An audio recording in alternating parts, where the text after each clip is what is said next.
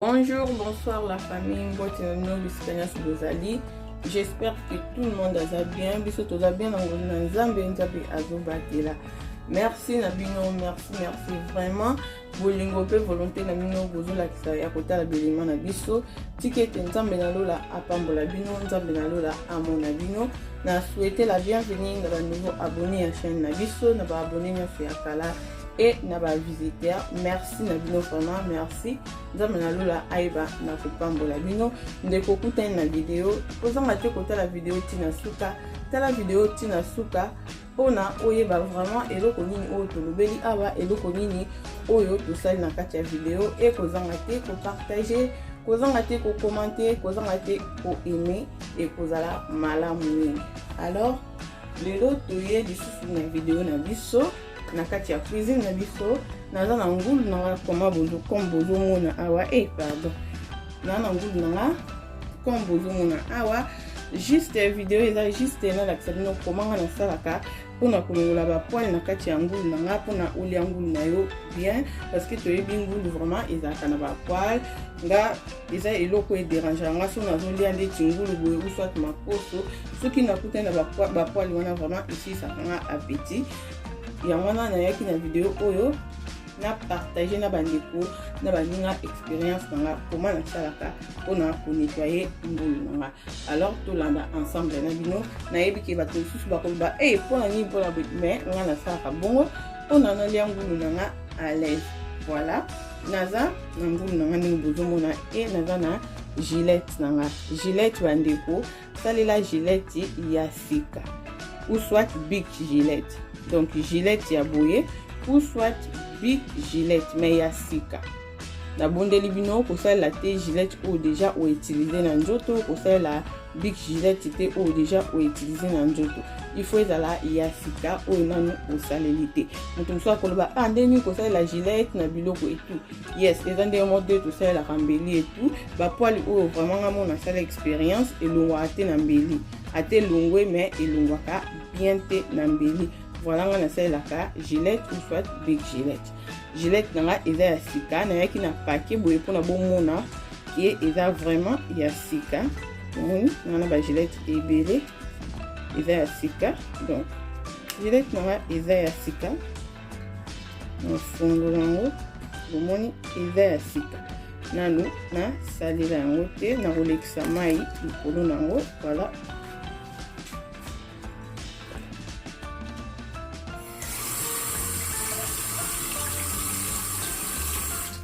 Voilà, na lekisi mai likolo ya gilette nga et na sala ndeni mpona na nettoyer ngulu nga comme tozomona ngulu eza vraiment na ba poil ebele. Voilà, eza gilette nga ya sika na saka boye. Voilà, bozomona na osala nazoka tan na ngai po nalingaka so nazolia ngulu nanga nazolia yango na appétit nakuta na bapoili wana te mpona ekimisanga posa ya kolia. Voilà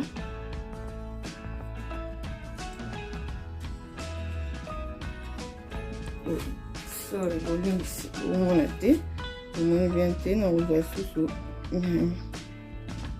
ngulu mosusu mpona nalakisa bino. Voilà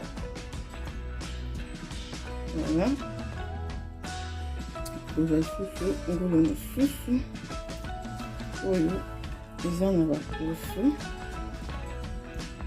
Voilà tomoni ngulu eza na baposo je crois bien et na bapoil je crois bien bozomona très bien. Vraiment soki osali boye ndenge na osala ozwi gilette no ya sika soit big gilette osala boye en tout cas olia ngulu na yo bien olia makoso na yo bien. Nga jamais nalambaka makoso ou soit ngulu sans que na salela big gilette ou soit gilette. Donc c'est ça bomona ezolongola yango bien et ngulu ezotikala propre. Donc nayebi ke bato mosusu bakokritike comment kosalela gilette, eza gilette ya sika, eza ya sika. Voilà.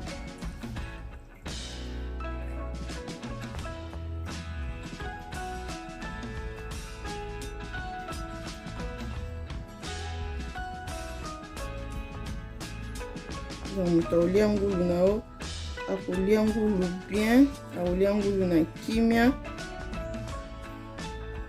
eloko moko te ekoderange ye. Voilà.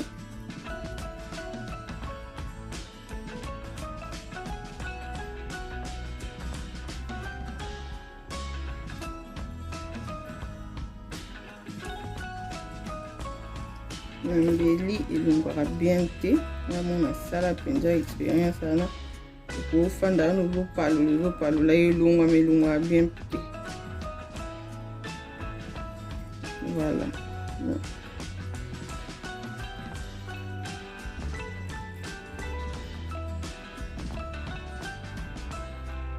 Mpe eza rapide par rapport ke soki ozosala na mbeli lete ozobundaka wana ozobundana nango.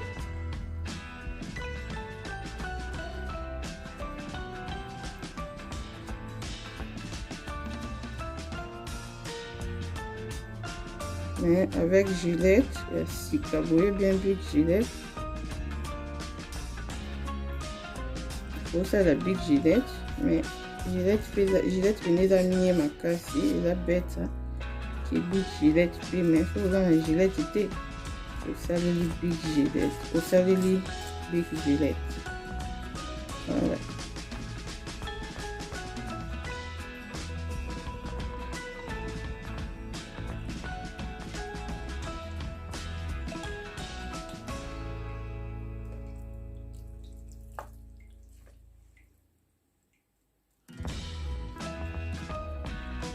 Bolanda bien, on a fait bien comme tout ça là.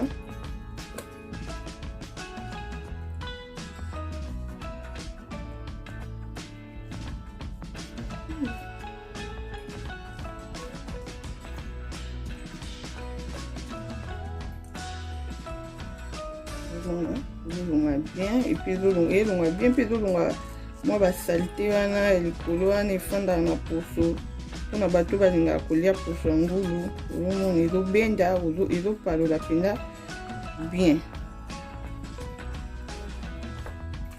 ezopalola bien.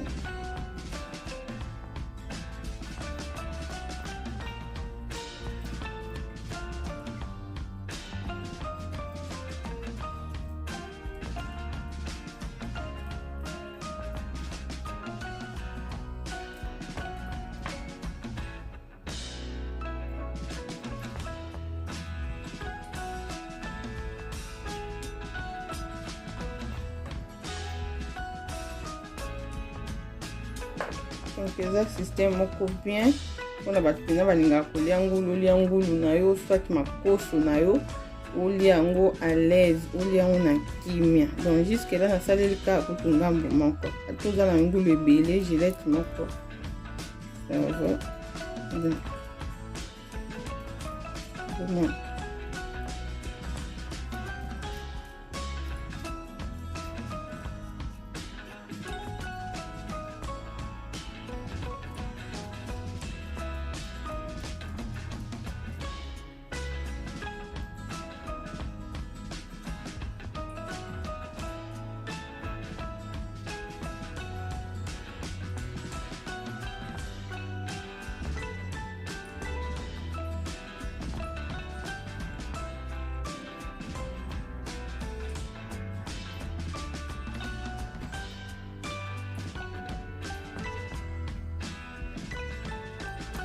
Donc bandeko soki nano meka te meka bokosala expérience ya oyo nga nalakisi bino lelo yo moko par rapport ya ndenge osalaka peut-être na mbeli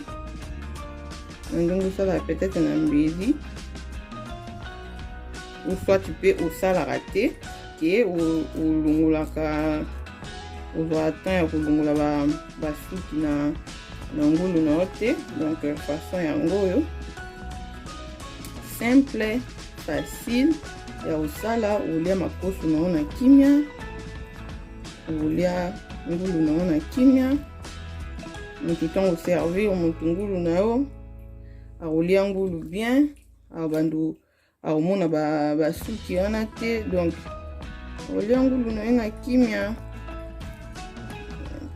Video na biso ya lelo ezalaki juste mpona kopartage na bino expérience comment nga nasalaka mpona konettoye ngulu na nga soit makoso na nga mpona nalia yango na kimia.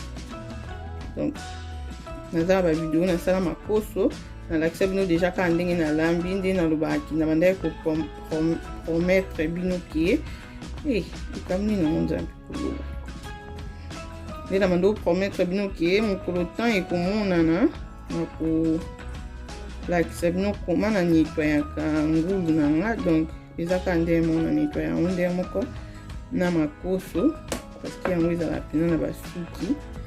Donc c'est ça video oyo ezali kaka juste nalakisa bino koma okoki konettoye ngulu na yo, kolongola basuki na ngulu na yo na makoso na yo. Voilà, donc c'est ça nalakisa bino mpenza bomoni ngulu na nga etikali propre lisse. Okomona meme bapembe wana ezalaka na poso eza te, ata yo moso osimba boye ata nde ezalaki o banini ezocuba o te eza te. Poso ya ngulu etikali vraiment bien, donc propre et tout. Donc merci na bino nyonso na ndenge bozwa occasion ya kotala video na biso. Tikete nzambe nalola pambola bino, nzambe nalola amo na bino. Partager video na bandeko mosusu mpe babénéficier na oyo bénéficier nango ekozala malamu mingi. Alors juste video ya lelo ezalaki kaka mpona tolakisa bino koma okokolongola bapoile na yo na ngulu na yo soit makoso na yo. Donc ngulu na biso bokozwa yango na recette mosusu eza des vidéos tokabola yango des vidéos mpona ezala molai te, bokozwa recette na bino kala te ya ngulu. Alors merci beaucoup na bino nyonso mpona lelo tosuki awa e tokutani na mbala ya nsima bandeko. Bye bye.